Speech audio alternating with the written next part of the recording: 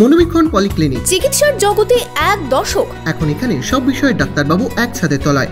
Phone করুন 7477999515 এই নম্বরে। আর.জি. কর কাণ্ডের প্রতিবাদে ফের প্রতিবাদের পথে জেলার পড়ুয়ারা।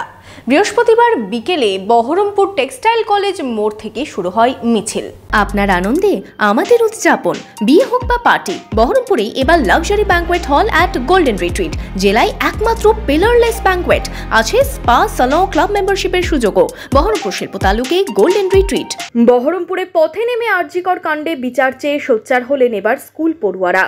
বৃহস্পতিবার বিকেলে বহরমপুর টেক্সটাইল কলেজ মোড় থেকে মিছিল শুরু করে শহরের বিভিন্ন স্কুলের ছাত্রছাত্রীরা।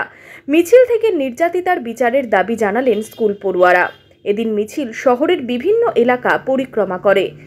বহরমপুরে যত স্কুল আছে, সে বয়েজ স্কুল হোক, গার্লস স্কুল হোক, সমস্ত স্কুলের ছাত্রছাত্রীদের সংগঠিত করে মূলত স্কুল পড়ুয়া ছাত্রছাত্রীদের নিয়ে আজকে আমাদের এই মিছিল।